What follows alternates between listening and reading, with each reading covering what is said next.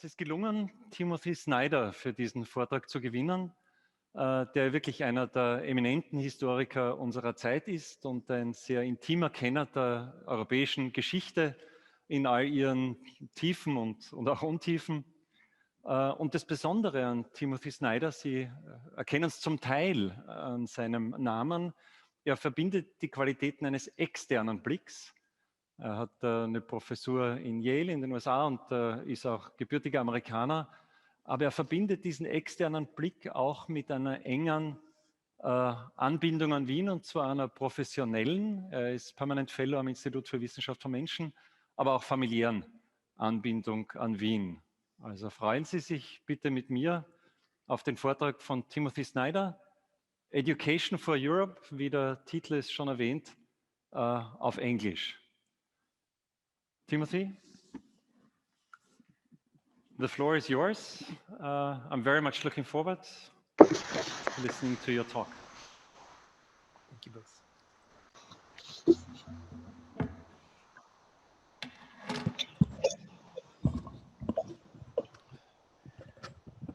Okay, also ehrlich gesagt, ich weiß nicht, ob am Ende Sie wissen werden, woher Sie kommen.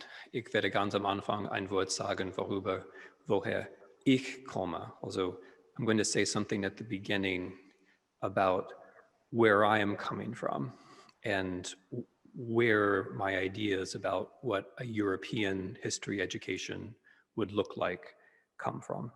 So as was kindly said in the introduction, I'm an American historian.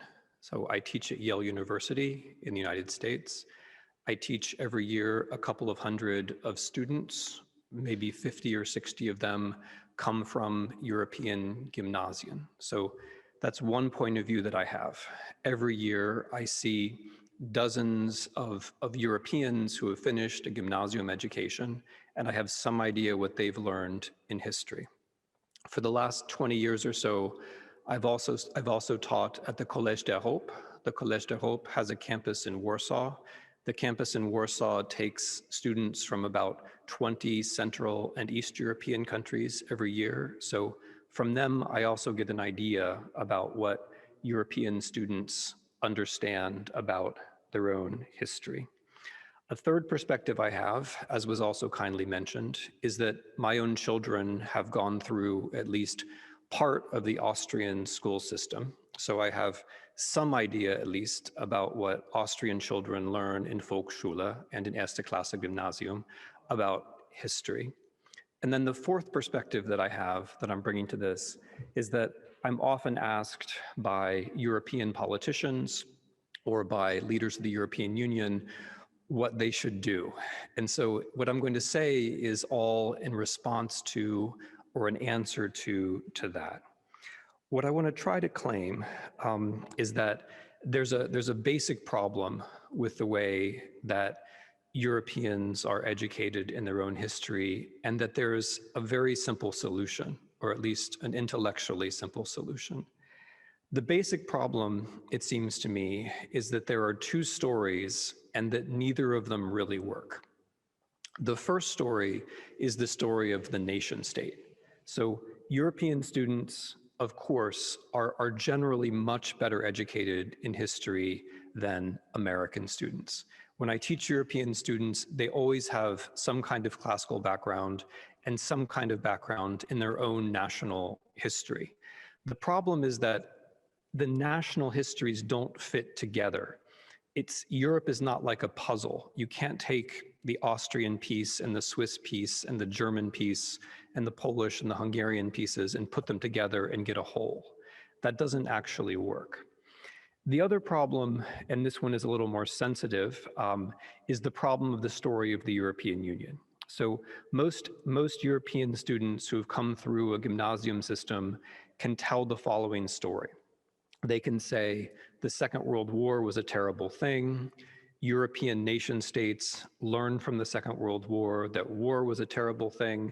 And since then, we've had this nice process of European integration. Now, that's a very nice story. And one hears it all the time. And as an American, one hears it all the time as a kind of contrast to the Americans. The Americans haven't learned from the past, they keep fighting wars and so on. The problem with the nice European story is that it's also just not true. And I'm going to spend some time talking about why it's not true, because in order for us to have a European curriculum that makes sense, we have to break through the myths that we have. So let me say at the beginning what my very simple proposal would be. My very simple proposal would be that there would be a common European history curriculum which every student coming through any European Union member state would study, that there would be a single common European history textbook which all students, let's say in dritte oder vierte oder fünfte Jahr Gymnasium, that every single European student would read the same history book. That's my dream, that's my proposal. The hard part is, you might be asking, the hard part is, what then would such a history book say? So here I'm going to spend a moment critiquing the idea that the nation states are everything and critiquing the European Union story, because as we criticize these dominant stories, I think we'll then come to a theme which really would bring all of European history together in a constructive way. So the problem of these two stories is ultimately the same problem. The story that everything belongs to the nation state is actually the same story of the story that the European Union is solving all of our problems. The reason why they're the same story is that the story of the European Union says nation states learn something from history, and that's why they built the European Union. Now, I realize when I say that, it sounds very plausible. It's something that you've heard 1,000 times before. Most progressive Europeans want to believe that something like that is true. But what I want to say is that if we want to build the European Union story that's actually true, we're going to have to break through that. Okay, let me tell you the two basic problems of that story. The first problem of that story is that the nation state is really not very important to modern European history. That's the first problem. And here I realize I'm striking at kind of the essence of what education is all about. I mean, here I am talking to a conference of Austrian school teachers, and I'm saying that the nation state isn't very important.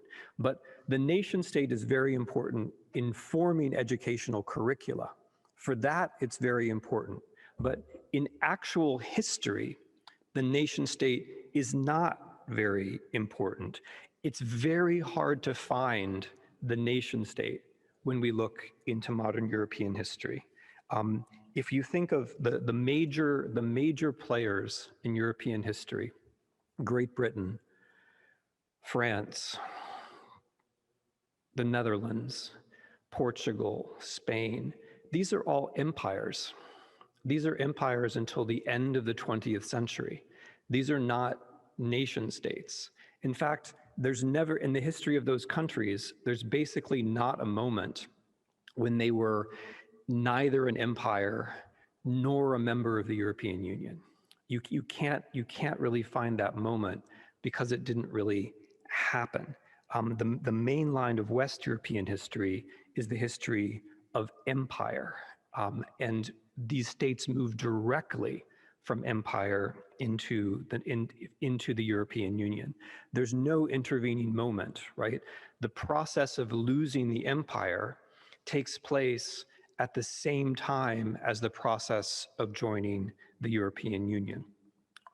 Whether that's with Britain in the 1960s, whether that's with the Netherlands right after the Second World War, whether that's France under de Gaulle in 1962 and 1963, when he makes the decision for Europe, having lost the war in Algeria.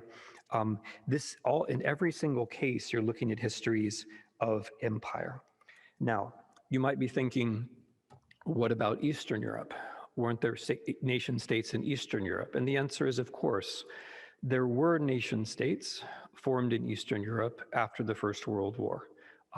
Poland, Czechoslovakia, Estonia, Latvia, Lithuania, and Austria. These were all new nation states formed after the First World War. But ask yourself, where did they come from?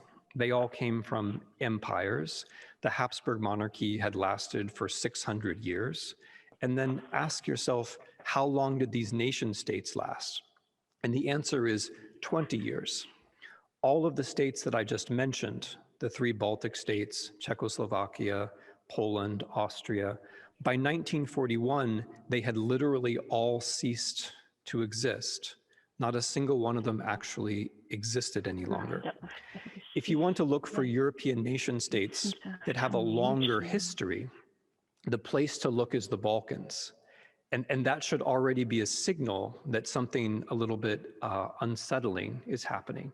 The place where the nation state has the longest history is the Balkans, the Greek nation state, the Serbian nation state. These are the early nation states in Europe. And of course, I wouldn't deny that they existed. All I would do is point out that it was from the experiment of nation states that we get the First World War. So it's precisely the problem of the nation state in Southeastern Europe which leads directly to the First World War. So there isn't very much history of the nation state in Europe. And insofar as there is a history of the nation state in Eastern Europe, it leads directly to the First World War.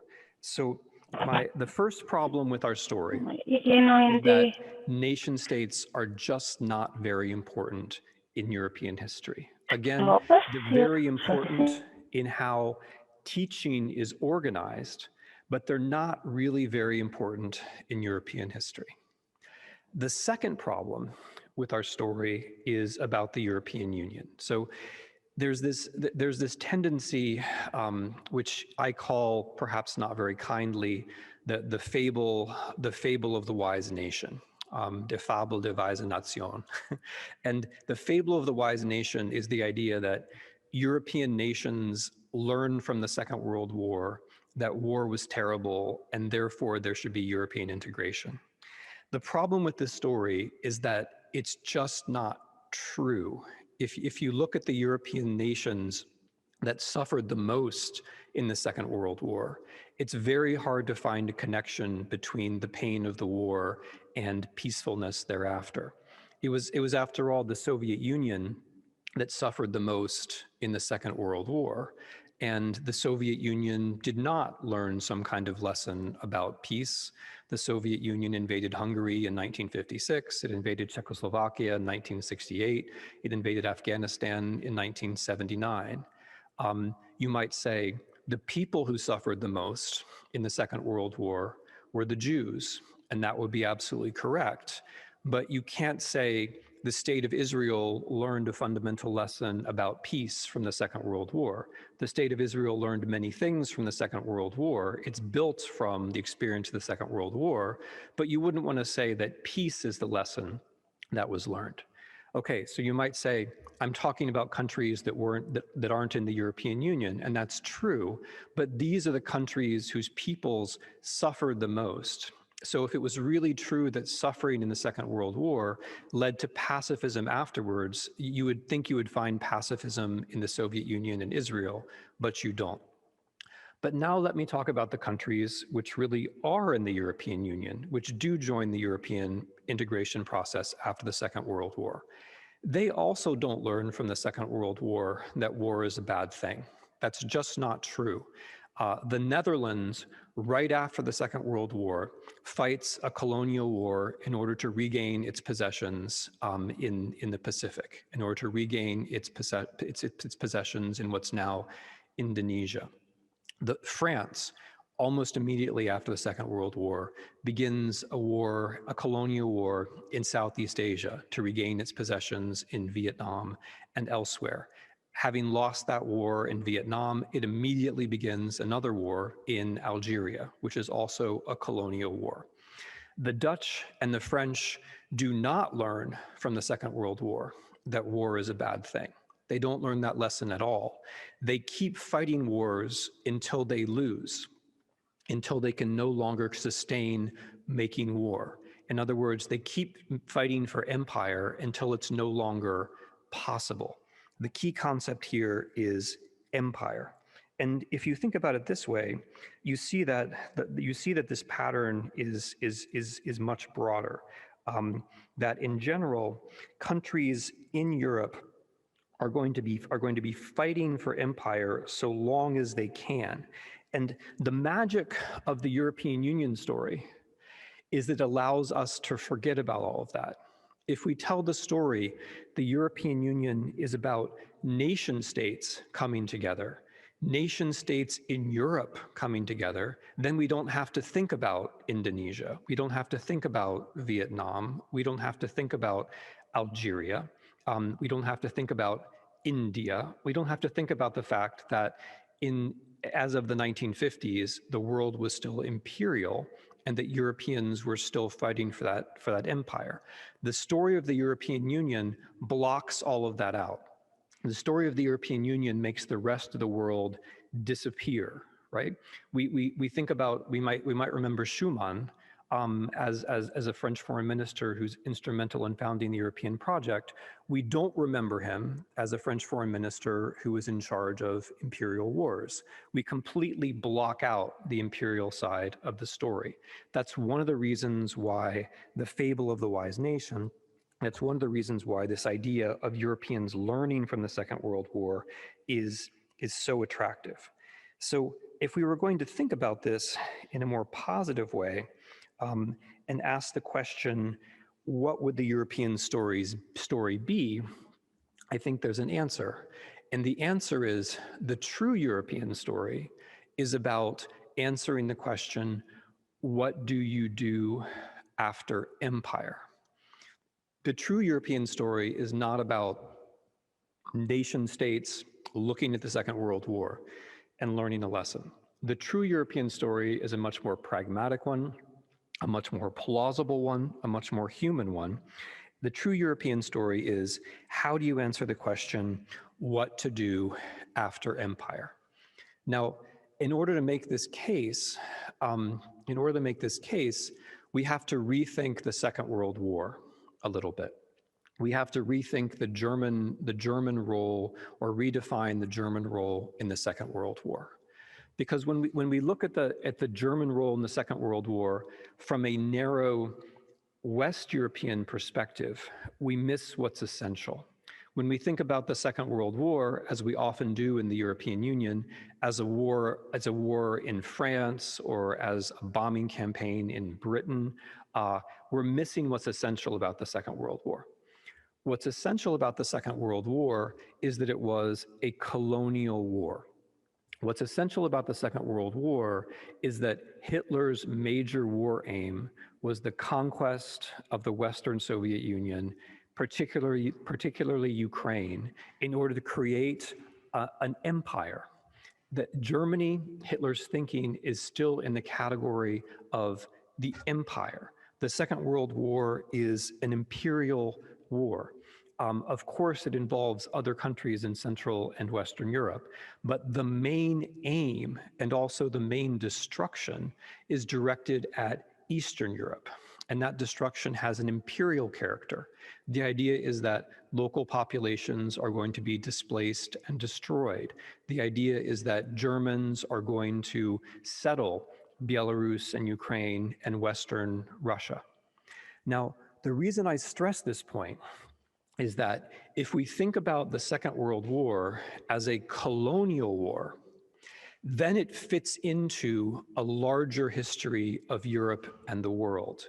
If we imagine the German campaign in Ukraine as being a little bit like British or French or Dutch or Portuguese or Spanish or American imperial wars, then the story takes on a much broader dimension, and frankly, it makes a lot more sense.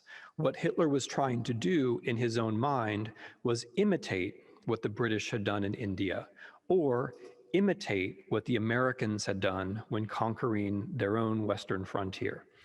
Now, if we think about it as an imperial war, then suddenly the European project also makes a lot more sense, because then we can begin the origins of the European integration project in the right place. The critical thing about the Second World War is not that all Europeans looked at it and realized that war was a bad thing. The critical thing about the Second World War was that it was a major colonial war that Europeans lost. That's the critical thing. The strongest power on the continent of Europe, the Germans, fought a colonial war against the Soviet Union and lost. If we see it that way, then we start to see the beginning of a different pattern, which is the pattern of Europeans losing colonial wars. That pattern begins with Germany, but it doesn't end with Germany. It continues with the French in Southeast Asia. It continues with the British all over the world. It continues with the Dutch. It continues with the Belgians in the 1970s. It continues with the Portuguese and the Spanish. So if we take our perspective out of Europe for just a little bit, and we look at the history of Europe and the world, we find a perspective on the Second World War which makes a lot more sense, and which I think leads us in the right direction. Because what we find then is that we now see a process. And the process is not one of nation states learning from the Second World War. The process is one of leaderships realizing that empire is no longer possible. And that lesson is the lesson of West Germany, right, after the Second World War. That is the lesson that de Gaulle learns from Algeria. That is the lesson that the Belgians are going to learn in Africa. The lesson is that empire is no longer sustainable. And that is the lesson, of course, that Great Britain, which sadly has now left the European Union, learned in the 1960s. If you look at the British debates about the European integration process in the 1960s, they were all about this. The British realized that the empire was going away, and the question was, is the European project a substitute for it? That's what the British debate about Europe was all about, and correctly so, because that is what the European project is. It's a substitute for empire. It creates a very large trade zone the same way that an empire does. It provides a way for Europeans to move around in a larger zone, the same way that an empire used to do. It's built, of course, on a very different legal framework, the legal framework of equality and recognition, as opposed to the legal framework of hegemony and domination. But it is basically a substitute for empire. It's what comes next after empire. And we see this again as we now move into history that we all remember, the history of 1989. When the East Europeans are leaving the communist empire, the Soviet empire in 1989, what do they say? They say, we want to return to Europe. And the argument there is that we know that the nation state didn't really work out, right? From the point of view of Poles and Czechs and so on in the late 1980s, it was clear that the nation state hadn't worked out. Their nation states had been destroyed in the late 1930s. Their nation states had been rebuilt in the mid-1940s, only to immediately fall under Soviet domination. That there is no story of success of the nation state. And in the late 1980s, East Europeans understood that, just like the British understood that in the 1960s. And that's why exactly simultaneously with the process of coming out of communism came the demand to join the European Union, right? Because the European Union is where you go to make your nation state plausible. The European Union is where you go in order to make your nation state functional, right? So broadly speaking, the question after 1989 is the same basic question that is elemental to European history throughout the 20th century, which is, what do you do after empire? where do you go after empire? With whom do you make your political and economic and cultural decisions after empire? And if we notice this, but here's the funny thing. Once you join the European Union, you immediately forget that, right? Once you join the European Union, you forget all of that immediately, right? And you can see this in the case of Great Britain. The British joined the European Union because they knew they needed a substitute for empire. When the British argue for Brexit, they say, let's go back to our glorious history as a nation state. But they never had a glorious history as a nation state. If you look at the Polish debate about the European Union now, in the 1980s, everyone in Poland knew that you had to join a larger European entity in order to preserve the nation state. But now opponents of the European Union in Poland say, we would do better without the European Union. In other words, once there's a funny mental trick that happens, which is that once you're inside the European Union, you forget what it's done for you, and you imagine that you can do without it. And that describes a lot of the debate inside the European Union today. But this also helps us to understand why the perspective of countries that are not in the European Union is sometimes wiser and more correct than the perspective of countries that are in the European Union. When you are in the European Union, you take this whole process for granted. When you are in the European Union, you can forget about your own imperial history entirely. When you are in the European Union, your nation state benefits, and then you can imagine you could survive without the European Union. But if you think of the neighbors of the European Union, like Ukraine, they see actually the way the European Union works much more realistically. When Ukrainians, who have a very flawed state, say, we would like to join the European Union because we know the European Union will make our state function better, they're actually correct. That is, in fact, the historical role of the European Union. That's what the European Union has done. It's cleaned up the mess after empire. And of course, empire is the great mess of the European 20th century.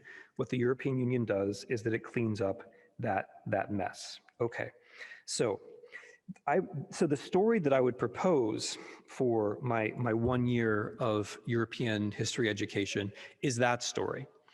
What Europeans do after empire. That's a story which concerns essentially every single European country. It concerns basically every single European family in one way or another. I'm speaking to you from Stein in Krems. Here in Stein, 387, I think, Greek anti-fascist prisoners were murdered. Here in Stein, several members of the Polish resistance were murdered. That's not a story that you can understand without empire, right? So what I would propose is that. So briefly, why won't the other versions work? Or why don't the other versions work? If you try to say that history is just about the nation states, which is what we do, you end up with a kind of politeness society, right? Where the Portuguese say to the Latvians, yes, you can have your Latvian story. And the Latvians say to the Finns, yes, you can have your Finnish story. And the Finns say to the Austrians, yes, you can have your Austrian story. And then everyone gets to have their own story, but those stories don't add up to a European story. Those stories are mutually incompatible blocks, which are brought together only by politeness, and politeness can't lead us to a European history. Another possible story for the European Union is the story of the Holocaust. And of course, the Holocaust must be taught as an essential part of European history. But what I would point out is that the Holocaust cannot be taught as a national history. The Holocaust involves all of Europe. The Holocaust involves the Jewish people who lived throughout Europe. But more than that, the Holocaust cannot be understood without the German colonial war.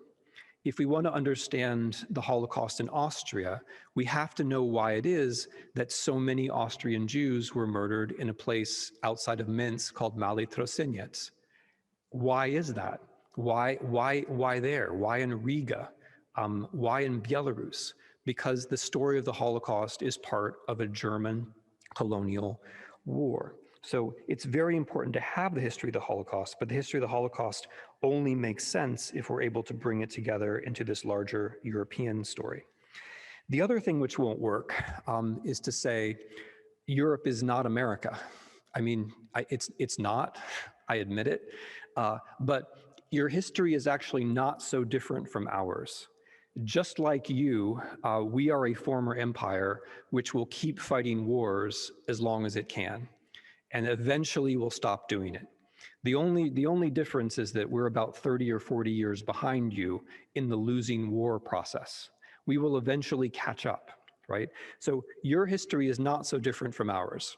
It's not that you learned from the Second World War that war was bad and we didn't. In both cases, imperial powers keep fighting wars until they no longer can. So the idea of Europe as an anti-America also isn't going to work. So what I do think will work is this idea of teaching Europe as a good answer to a hard question. A good answer to a hard question. What to do after empire is a really hard question. It's a question which America today is having visible problems with. It's a question that Russia today is having visible problems with. It's a question that, that the entire world really has problems with. And you can say the only really good answer in terms of delivering democracy and prosperity has been the European Union. So the European Union as a good answer to a hard question, I think is what can be taught, because it's truer than the idea of nation states. It's truer than the idea that Europeans learned from the Second World War, but it's also more significant. Because if you think of the European Union as a good answer to a hard question, then you also have a better idea of what the role of the European Union would be in the future. If Europe has found an answer to this hard question, then Europe becomes more important also for the rest of the world. Europe becomes, it becomes, and also this is the final thing I want to say, it means that Europeans can't look upon themselves as just victims of the past. It means that Europeans have to look upon themselves as someone who might be setting an example for the future. Thank you very much. Thank you. Thank you very much, Timothy Snyder. You said at the beginning that you don't know whether we would know where we come from, but you want to start out with telling where you come from. Now, I, at least, have learned where you come from, but I've also learned a great deal about where we come from. But I just noticed that we should continue this conversation in German. Ja, es war ein sehr reichhaltiger Vortrag. Timothy Snyder hat ja versucht, in sehr pointierter Weise zu sagen, er hat einen Vorschlag, wie wir uns gemeinsam verstehen sollen. Erstens mal, was wir in Zukunft tun sollen, nämlich gelehrt werden soll europäische Geschichte aus einem gemeinsamen Geschichtsbuch in ganz Europa, weil die individuellen nationalen Geschichten, die wir uns erzählen, they don't add up, also die geben sozusagen kein gemeinsames großes Ganzes, die passen nicht zusammen. Er hat auch die verschiedenen Alternativen beschrieben, die es dazu gibt, und konkludiert, dass es keine gibt und dass wesentlich Europa die Antwort auf die schwierige Frage ist, was tun, wenn das Empire keine Möglichkeit mehr ist. Eine Frage, vor die sich nicht nur Europa, sondern ja auch die USA oder SSR und ganz viele Regionen dieser Welt gestellt sehen. Ja, und seine Antwort ist klar, eine gemeinsame Geschichte. Mich hat es ein wenig erinnert so an dieses Bild, wenn man den Wald, also sozusagen, wenn man die einzelnen unterschiedlichen Bäume zu genau betrachtet, dann sieht man auch den Wald in seiner Gesamtheit nicht und ist nicht in der Lage, dessen Muster wahrzunehmen, auch nicht zu sehen, wovor einen dieser Wald schützt, Wind und Lawinen etc., sondern nimmt nur die Begrenztheiten dieses Walds wahr, um das Ganze in ein Bild zu bringen. Ich möchte Sie jetzt gerne einladen, in bewährter Weise. Sie finden sich mit 3, 4, 5 Kolleginnen, Mitteilnehmerinnen wieder. Sie können gerne die Diskussion auf Englisch führen. Sie können gerne die Diskussion in Ihren kleinen Gruppen auf Deutsch führen. Auch die Fragen können an Timothy Snyder in den Chat in beiden Sprachen gestellt werden. Sie haben es vorher schon gesehen, sein Deutsch ist ebenfalls perfekt. Viel Spaß in den Austauschgruppen und wir sehen uns in 9 Minuten wieder hier in der Minoritenkirche. Welcome back. Willkommen zurück hier in den Saal der Minoritenkirche zu unserem gemeinsamen Dialog im Nachklang zum Vortrag von Timothy Snyder. Ja, ich bin mir bewusst, ich war in einigen Breakout Rooms kurz zuhören. Da gab es ja hitzige Diskussionen. Ich bitte Sie auch, Ihre Fragen, wie Sie schon begonnen haben, jetzt einfach in den Chat zu stellen. Wir werden das so machen, dass ich dann ein paar Fragen auswähle und mit Timothy Snyder ins Gespräch bringe. Ich beginne gleich mit der ersten, die als erste hineingestellt wurde. Die ist der Vorschlag, dass die Frage, was kommt nach dem Empire, konvertiert wird in die Frage, wie die zusammengefassten europäischen Empires vorangehen, koloniale Kriege zu führen, ohne dass sie tatsächlich Krieg in andere Länder bringen, aber eher einen kapitalistischen Austausch diesen aufzwängen. Also sozusagen die Frage anders zu stellen, dass das jetzt nicht mehr so offensichtlich ist, sondern versteckt über einen Kapitalismus-Export stattfindet. Ja, Mr. Snyder, was the question clear? Ja, sollte ich auf Englisch oder auf Deutsch reden? Sie können auf Deutsch oder auf Englisch antworten. Okay. Ja, also es scheint mir, die ökonomische Frage ist ganz zentral und ich hab wenig darüber geredet. Was sehr wichtig ist ein Unterschied. Ja, also die theoretisch mindestens unter den Mitgliedstaaten der Europäischen Union gibt eine gewisse gesetzliche Gleichheit. Ja, also europäische Städte während Imperium und auch nach Imperium anerkennen sich als Staaten, was in einem imperialen Verhängnis nicht der Fall ist. Ja, also man hat Kapitalismus, stimmt, vorher und auch nachher, aber es ist doch ein anderer Kapitalismus. Und dann zum Zweiten, was sehr wichtig ist eine andere Art von Mobilität, also physische, menschliche Mobilität. In der Epoche des Imperiums, Mobilität heißt, ich als Deutscher kann nach die Ukraine, ich als Deutscher kann nach Südwestafrika, ich als Amerikaner kann immer nach Westen. Ja? Aber nach Imperium, Mobilität heißt vor allem soziale Mobilität. Es heißt ein Staat wie der österreichische Staat, der deutsche Staat, der belgische Staat jetzt, nicht der amerikanische Staat. Ein Staat, der seinen Bürgern eine soziale Mobilität anbieten. Und das ist nicht dasselbe, ja. Also, dass man Stabilität und soziale Mobilität anbietet, ist doch anders als imperiale Mobilität anzubieten. Ja, herzlichen Dank für diese so gedrehte Frage oder für Ihre Antwort auf die solchermaßen gedrehte Frage.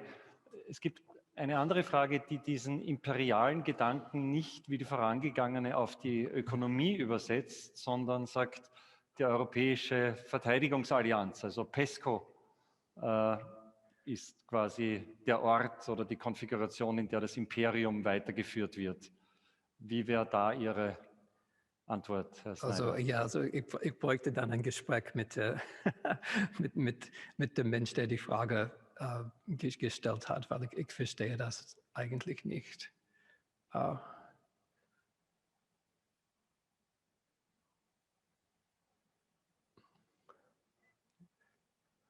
Ja, das ist jetzt eine Einladung dazu, etwas nachzuliefern. Können Sie nachfragen, was Ja, also wieso? Ja, also wie man vor 200 Jahren, vor 100 Jahren, vor sogar 70 Jahren herrschen europäische Staaten sozusagen die ganze Welt. Ja, wenn man auch die Vereinigten Staaten von Amerika als posteuropäische Staat versteht, dann herrschen die europäischen Städte die ganze Welt. Ja, das ist eine ganz andere Situation.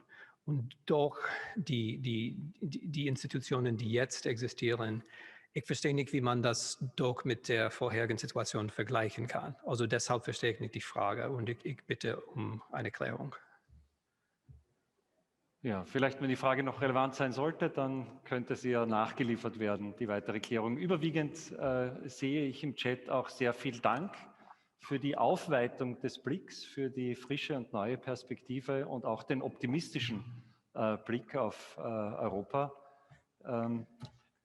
Vielleicht können wir es zusammenbinden mit den europäischen Handelsverträgen, Everything but Arms, also mit Afrika etc. Sind die post- oder neokolonial? Wie würden Sie das interpretieren? Also ja, postkolonial würde ich eher sagen. Also die Fragen bewegen sich so schnell und es gab eine sehr interessante. Bitte, schnappen Sie sich raus. Also ob das heutige Europa doch ein Ziel von imperialer Krieg sein kann. Und ja, könnte es so sein? Das ist eine sehr interessante Frage, weil es stimmt, ja, die USA, Russland und China haben andere Antworten auf die Frage, was tut man nach der Epoche des Imperiums. Ja, also Russland versucht es, ein Imperium nachzubauen. China versucht es, ein Imperium zu sein und die USA ist ganz in Verwirrung. Also man kann die heutigen Probleme der USA genau in diesen Kategorien verstehen. Also die Leute, die das Kapitol gestürmt haben, denken eher in imperialen Kategorien. Der Mensch, der Präsident jetzt, denkt nicht in imperialen Kategorien, glaube ich. Aber ja, sie können ein Ziel sein. Das stimmt. Ja, also Russland hat einen Aggressionskrieg gegen die Ukraine gemacht und während dieses Kriegs hat Russland auch einen Krieg gegen die EU gemacht. Also es war ein Cyberkrieg, aber es ist doch ein Krieg. China versucht es leider, Europa zu dominieren, sodass es kein europäisches Modell auf der Welt gibt. Und ich würde auch hier noch ein paar Imperien merken. Also Kalifornien, also nicht Kalifornien als Bundesstaat, aber Silicon Valley, Facebook, Google, Amazon, die sind Imperien und die Europäische Union hat Recht, sich zu wehren gegen diesen Imperien. Und man sieht, also die sind Imperien, die also territorial in den USA sind, aber man sieht doch, dass diese Imperien ändern das Verhältnis zwischen den Bürgern und dem Staat.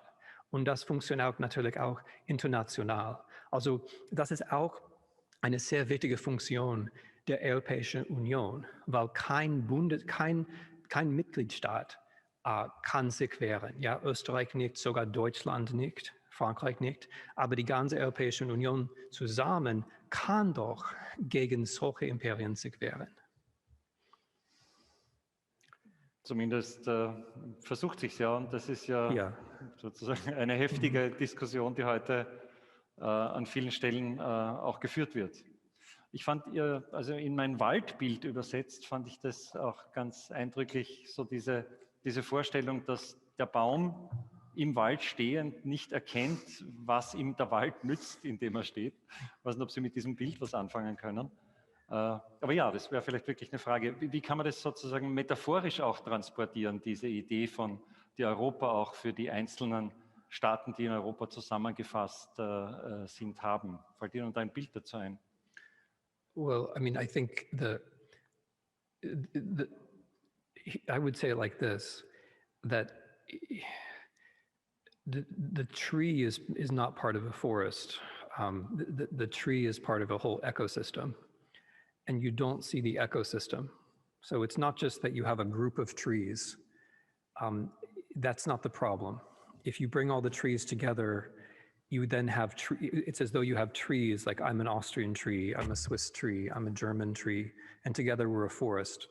But that's not correct. Together you're an ecosystem. There are things that you can only see when you look at all of these places together. And this imperial theme is one of them. And likewise, the European Union is not a collection of individual entities. It's something that has its own, as it were, ecological logic. It has its own way of being in the world, which is more than just an assembly of the individual nation states. So I would go with ecosystem rather than forest.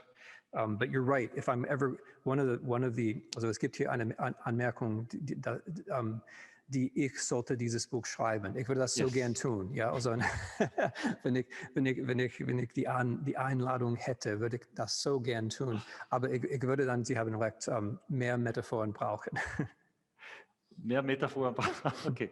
Ja, aber der Wald als Ökosystem verstanden, zu dem auch der Boden und die Luft und der Niederschlag dazu gehört und all die Tiere, die ihn beherbergen und dort ja hoffentlich auch sich freizügig bewegen, ist zumindest ein Beitrag zu Ihrem Buch. Und vielleicht können wir das Publikum einladen, einfach zusätzliche Bilder, die Sie Herrn Timothy Snyder für sein Buch mitgeben wollen, in den Chat zu schreiben.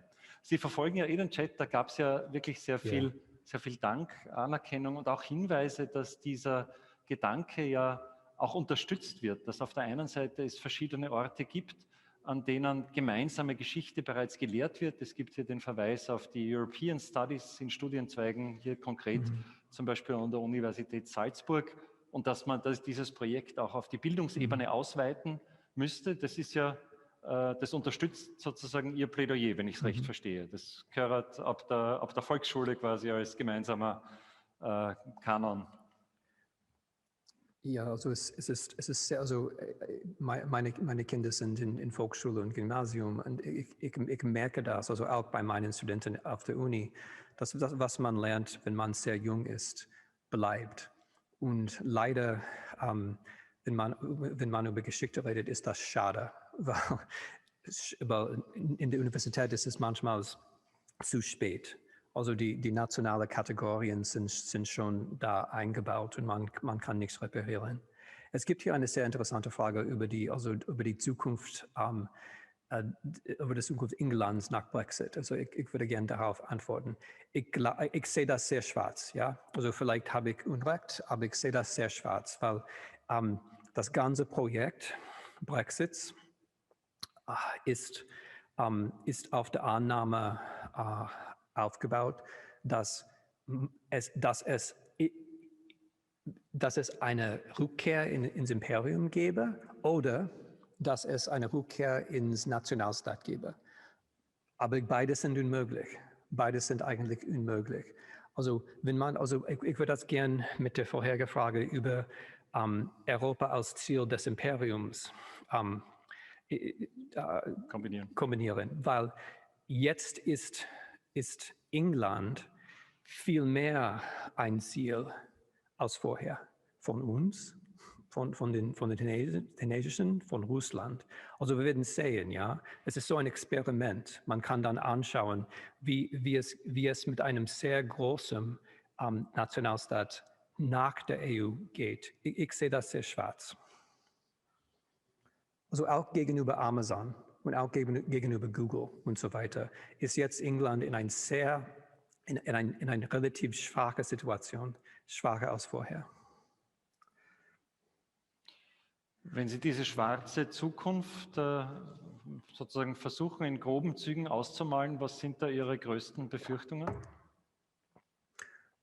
Ja, also es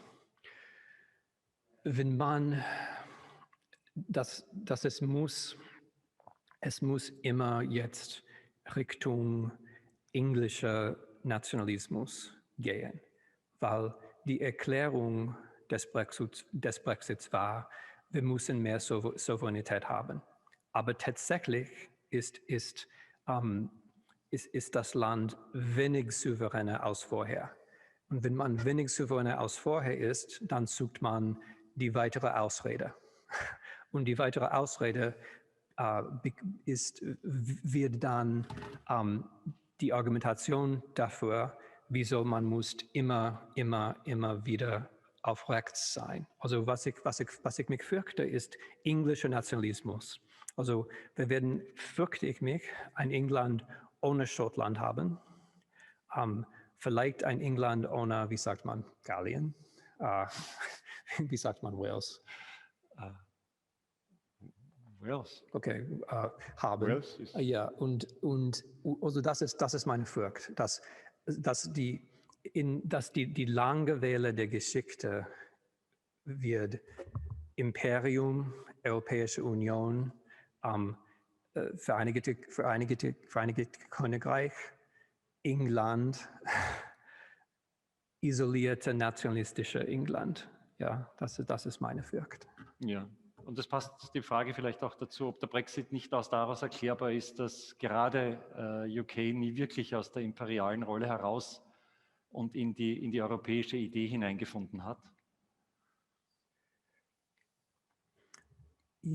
Also ja, doch. Aber das stimmt. Und ich glaube, es ist auch ein Problem. Also es gibt zwei Seiten. Ja, also das stimmt. Aber es ist auch der Fall, dass die Engländer sowie eigentlich alle Mitglieder der Europäischen Union vergessen haben, was originell am Anfang das Ziel war. Also am Anfang das Ziel war, wir haben kein Imperium mehr, wir brauchen etwas. Europa ist nicht perfekt, aber es ist viel besser, als isoliert auf der Welt zu sein. Und die Engländer haben das in den 60er Jahren verstanden und nicht mehr. Und es geht ähnlich mit anderen Ländern. Also das stimmt.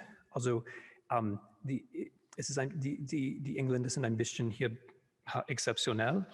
Aber es gibt auch ein Phänomen, das eigentlich alle Europäer betrifft. Nämlich, wenn man schon in der Europäischen Union ist, man vergisst wieso. Man vergisst wieso. Und deshalb unter anderem denke ich mir, es war gut, eine Art von Geschichte zu haben, die eine Zukunft auch engagiert. Ja, also wenn man sagt, Europäische Union ist Antwort auf die Frage Zweites Weltkrieg, dann ist es sozusagen schon alles vorbei. Aber wenn man sagt, Europäische Union ist eine Antwort auf die Frage, was tut man nach Imperium oder während Imperium oder gegen Imperien, dann ist das eine Frage, die auch die Zukunft betrifft und nicht nur Vergangenheit. Ja, es ist eine in die Zukunft gerichtete Ausrichtungsmöglichkeit auch. Ja. Mhm. Wenn Sie das also vielleicht so, wir haben jetzt auf Europa geschaut, wir haben auf UK geschaut, wenn wir spezifisch den Blick auf Österreich richten, gibt es etwas, wo Sie sagen könnten, dieser generelle Zukunft bedeutet konkret für Österreich nochmal was Spezifisches? Mhm. Ja, also es ist spezifisch und auch generell. Ich glaube, Österreich ist ein Paradebeispiel. Also die ganze Geschichte Österreichs ist imperiale, also bis 1918 ist imperiale, 600 Jahre. Und wenn man sagt, naja, also die Habsburger, das war doch nur Ost- und Zentraleuropa, aber das stimmt gar nicht. Ja, also die Habsburger haben fast die ganze Welt geherrscht. Ja, also das war die wichtigste imperiale Familie überhaupt. Es ist also im 19. Jahrhundert schon, ja, also Probleme mit Italien, Probleme mit Deutschland, aber in den 17., 16. Jahrhundert sieht es ganz anders aus. Und dann die Geschichte des Österreichs zwischen den Kriegen, ja, also man hat damals gesagt, naja, Österreich ist lebensunfähig. Man sprach von Lebensunfähigkeit. Und es war nicht lebensunfähig, aber es hat etwas an sich.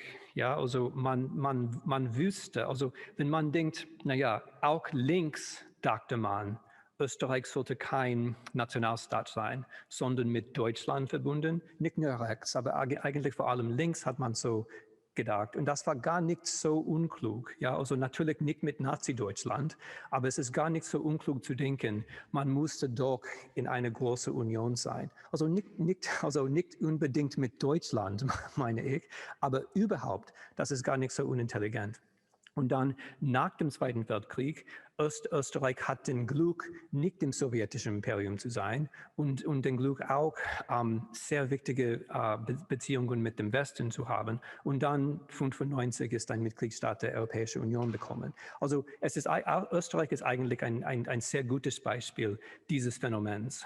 Man hat hier auch gefragt, was man sollte über Osteuropa sagen. Und ich bin also die gehen so schnell, aber es gab eine interessante, ja, okay, da. Die Tatsache ist, dass die osteuropäische Geschichte meist zweitrangig betrachtet wurde. Die Kenntnisse über Bulgarien und Rumänien sind sehr, sehr dürftig verankert und kaum im Bewusstsein vorhanden. Das ist die Frage. Das stimmt. Ja. Also ich bin Lehrer osteuropäischer Geschichte. Ich tue das jeden Tag. Und ich weiß das. Aber ich bin auch der Meinung, man kann das nicht ändern, indem man sagt, naja, Polen ist auch wichtig, Mazedonien ist auch wichtig. Das funktioniert nicht so nicht. Also nur in einer gewissen Grade. Man muss auch sagen, ich habe hier ein Thema, ich habe hier ein Paradigma, ich habe hier eine Weise, in der man kann die Geschichte Osteuropas auch in die Geschichte Europas bringen. Und für mich ist das Imperium. Ja, also man kann Rumänien, Bulgarien besser verstehen, wenn man aus dem Ottomanischen Reich beginnt. Wenn man das sieht als ein Teil, ein großer europäischen Prozess, also wenn man eigentlich über die Geschichte des Nationalstaats reden wollte, dann muss man mit Bulgarien, Rumänien, Griechenland, Serbien beginnen. Ja, wenn man das ernsthaft betrachtet, woher kommt Nationalstaat? Aus dem Balkan, ja. Und was sind die Probleme damit? Ja, das können wir dann sehen. Leider ist es nicht möglich, es zu kompensieren. Ich habe das versucht, ja. Ich versuche es jeden Tag zu erklären, wie interessant rumänische, estische, ungarische Geschichte ist, aber das genügt nicht. Man braucht auch die Rahmen, in denen bulgarische Geschichte so normal aussieht wie zum Beispiel portugiesische Geschichte. Man braucht die Rahmen und nicht nur die Beispiele. Ja, also sozusagen das große Bild, in das sich dann die Einzelgeschichten einordnen lassen und dadurch aber auch neu erzählen. In einer Gruppe wurde ja die These aufgestellt, dass die Ursache für die Situation die ist, dass quasi die ursprüngliche Ursache der europäischen Vereinigung vergessen wurde, weil zuerst aus wirtschaftlichen Gründen vereinigt wurde und erst 20 Jahre später gemeinsame Lern- und Bildungsprogramme aufgelegt wurden, wo sich dann eigentlich zu dem Zeitpunkt sich niemand mehr mit der ursprünglichen Ursache auseinandersetzen wollte. Wie sehen Sie diese These? Ja, also das stimmt und das ist ganz normal und deshalb brauchen wir Geschichte, weil Geschichte nicht Gedächtnis ist. Geschichte ist nicht Erinnerungspolitik. Geschichte ist etwas ganz anderes. Ja, also Erinnerungspolitik ist immer da. Es gibt eine ganze Reihe von nationaler Erinnerungspolitik. Es gibt eine ganze Reihe von Gedächtnisprojekts, aber das ist nicht Geschichte. Ja, Geschichte ist immer das, was ein bisschen überraschend ist. Geschichte ist das, was immer ein bisschen unbequem ist. Schumann sagte, wenn ich das nochmal machen müsste, ich würde mit der Kultur beginnen. Ja, je commencerai avec la culture. Aber die Tatsache ist, er hat mit Kultur begonnen. Er hat mit einem Mythos begonnen. Ja, Mythos ist auch Kultur. Er hat mit einem Mythos begonnen. Und das Mythos wäre, naja, was reicht jetzt, ist Ökonomie. Was reicht jetzt, ist Integration. Ja, das ist ein Mythos. Das ist ein Mythos. Es genügt eigentlich in der längeren Geschichte genügt das nicht. Vielleicht für ein paar Jahre nach dem Zweiten Weltkrieg war es okay, einen Mythos zu haben.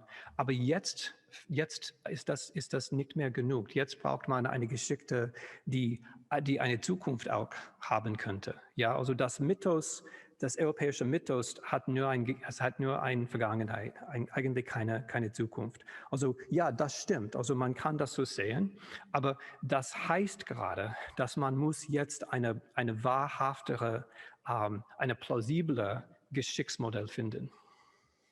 Zum Mythos Europa passt ja auch, dass dieser Mythos manchmal mit Katholizismus in Verbindung gebracht wird. Also es gab ja auch viele Paneuropäer, die aus der katholischen Kirche herauskommen oder auch diese Idee des Heiligen Römischen Reiches. Ist das tauglich, um sozusagen eine zukunftsgerichtete Idee zu unterstützen? Ja, also hier gibt es zwei Seiten der Fragen, ja, Seite Glaube und Seite Plausibilität. Ich denke, also ich bin kein Katholiker, der denkt, man kann eine Europäische Union auf diese Basis bauen, aber doch, also ich habe doch eine gewisse Sympathie von den alten Habsburgern und also von den Leuten, die in diesen, also Otto von Habsburg zum Beispiel, die in diesen Kategorien dachten oder noch denken, weil sie haben auf eigene Weise, sie haben Recht. Sie haben Recht in dem, dass man kann nicht Europa auf der Basis eines Nationalstaats bauen. Man muss irgendeine große Idee haben. Ja? Ich denke, in den 21. Jahrhundert, das kann nicht eine unkritische Idee sein. Ja? Es kann nicht eine Idee sein, dass wir immer Recht haben. Das ist zum Beispiel die amerikanische Idee. Wir haben immer Recht. Ja? Aber ich glaube, man braucht eine Idee, dass das wahr ist, das vereinigt, eine Idee, die vereinigt, aber die auch selbstkritisch ist. Und die Idee eines Postimperiums ist wahr, vereinigt und auch ist selbstkritisch. Also Vielleicht, wir kommen ja ans Ende unserer Zeit. Ich kann die Diskussionsmöglichkeit mit Ihnen gar nicht ungenutzt lassen, um auch dieses Thema Pandemie, Covid-19 ins Spiel zu bringen. Wie verändert denn das den Kontext? Was ist da die neue Herausforderung? Vor welche Herausforderungen stellt das Europa? Wie sind wir da aufgestellt? Wie performen wir? Ja, also in diesen Wochen, als es mit den Impfungen so schlecht in Europa geht, meine Antwort wird ein bisschen seltsam vielleicht lauten. Aber ich denke doch, die Erfahrung mit Coronavirus ist eher, und ich sage es nicht nur persönlich, aber auch auf der Basis wie sagt man, Opinion Polls, ich habe vergessen, Sondagen, dass Europäer eher denken, dieses Erlebnis ist ein Grund dafür, dass man mehr europäische Integration braucht. Und das ist der Fall. Ja, das ist klar der Fall. Und also diese Impfungen und Coronavirus, das ist ein Problem, der eigentlich gar kein Nationalstaat, also nicht die USA zum Beispiel, allein lösen kann. Also ich glaube, es ist eine von einer ganzen Reihe von Beispielen. Klimawandel, digitale Zukunft, wo ein Nationalstaat allein hilflos wäre. Und eine Europäische Union, obwohl er doch Fehler macht, ist und wird nötig sein. Danke. Herzlichen Dank. Danke. Ich würde auch bei der Gelegenheit Ihnen allen für Ihre Anwesenheit mich bedanken. Und auch ich würde gern den Technikern, die Sie nicht sehen, sehr herzlich bedanken, weil es ist Sie, das unser Gespräch möglich gemacht haben. Also vielen Dank auch an Ihnen. Ja, und im Namen von allen drücke ich auch noch den Dank aus und wiederhole nochmal den Wunsch, dass dieses Buch, das Sie sich vornehmen, geschrieben werden möge und auch die Botschaft wie Sie, dass Sie wohl wie kein zweiter geeignet werden mit Ihrer spezifischen Perspektive des Blicks von außen, aber doch einer Anbindung auch in Europa geeignet sind, dieses überfällige Buch zu schreiben. Vielen Dank, Timothy Snyder. Vielen Dank Ihnen. Wir haben jetzt knapp nach 11. Wir machen Pause Sie kennen das ja schon, auch in der Pause stehen Ihnen die Gesprächsräume offen in etwas größeren Konfigurationen. Und wenn Sie Lust haben zu schauen, wer da noch Kaffee trinkt, dann bewegen Sie sich einfach in diesem virtuellen Raum. Wir kommen hier in der Minoritenkirche wieder zusammen um 11:30 Uhr mit 3 weiteren Vorträgen. Schöne Pause, herzlichen Dank.